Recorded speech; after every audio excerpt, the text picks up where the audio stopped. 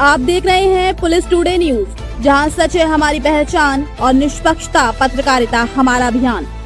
नमस्कार, मैं खुशी और आप देख रहे हैं पुलिस टुडे न्यूज, सबसे तेज सबसे सर्वाधिक खबरों वाला चैनल जो आपको निष्पक्ष सच्ची खबरें सबसे पहले पुलिस टुडे न्यूज पर मिलती हैं। ऐसे ही लेटेस्ट अपडेट पाने के लिए हमारे चैनल को सब्सक्राइब करें, लाइक करें, बेल आइकन को प्रेस करना ना भूलें। अगर आप हमें फेसबुक, यूट्यूब, ट्विटर के माध्यम से देख रहे हैं तो हमारे चैनल को फॉलो करें, कमेंट करना ना भूलें। धन्यवाद। इस वक्त जिला रामपुर का सबसे बड़ा मुद्दा जौहर यूनिवर्सिटी को लेकर है। हिंदुस्तान की मीडिया जौहर यूनिवर्सिटी में रामपुर पहुंच चुकी है। क्या कहेंगे जौहर यूनिवर्सिटी को लेकर? जौहर यूनिवर्सिटी के लिए मैं पहले आपको एक कहानी सुनाता हूँ कि एक ज़माने में एक राजा ने हुक्म दिया कि मुझे शहर की सारी बिल्लियाँ पकड़कर लग दो।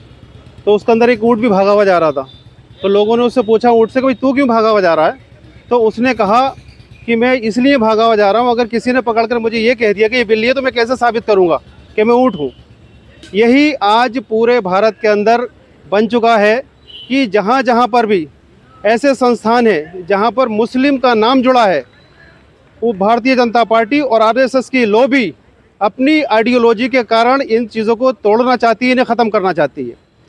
जहाँ तक रही बात यूनिवर्सिटी की, यूनिवर्सिटी के अंदर कोई जिस दिन से भी ये संविधान बना, ये देश आज़ाद हुआ, आज तक कोई ये नहीं बता सकता कि इस यूनिवर्सिटी के अंदर कौन से मज़हब के लोग पढ़ते हैं। यूनिवर्सिटी में हिंदू पढ़ता है, सिख पढ़ता है, ईसाई पढ़ता है, जैन पढ़ता है, बौद्ध पढ़ता है।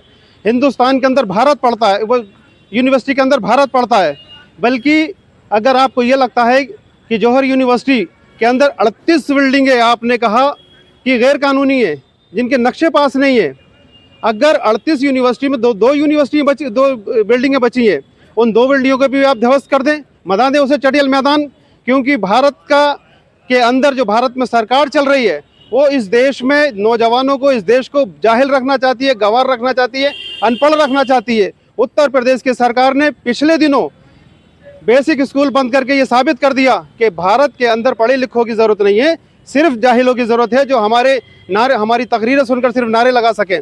और रही बात, मैं एक बहुत बड़ी बात कहने जा रहा हूँ कि इस यूनिवर्सिटी को सबसे बड़े बचाने का काम अगर कोई करेगा तो माननीय अखिलेश यादव जी करेंगे।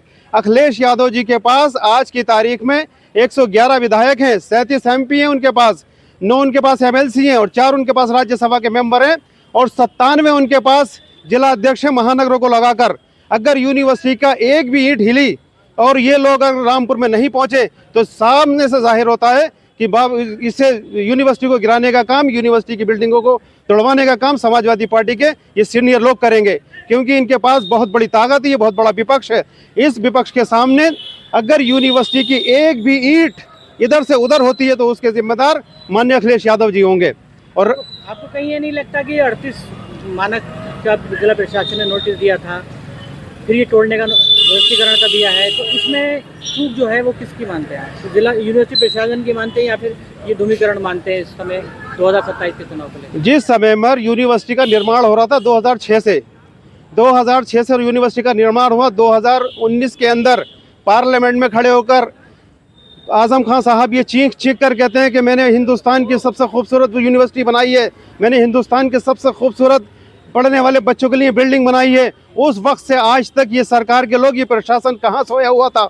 रही बात वहाँ मानकों के अनुसार अगर बिल्डिंग नहीं बनी है तो बिल्डिंग हिंदुस्तान के अंदर, पूरे भारत के अंदर, उत्तर प्रदेश के अंदर, रामपुर के अंदर हज़ारों ऐसी बिल्डिंगें हैं जो मानक के अनुसार नहीं बनी है। और उसके बाद भी अगर मानक के अनुसार नहीं बनी है तो RDA का रूल 27 ये कहता है कि आप अगर बिल्डिंग ऐसी जगह बनी है जो रोड पर नहीं है, अतिक्रमण करके नहीं बनी है, हरित पट्टी में नहीं बनी है, बल्कि एक सुरक्षित जगह बनी हुई है और बिल्डिंग कमज़ोर नहीं है, बिल्डिंग पुख्ता मजबूत बनी है, गिरने के कोई चांस नहीं है, तो वहाँ पर हर्जाना लेकर RDA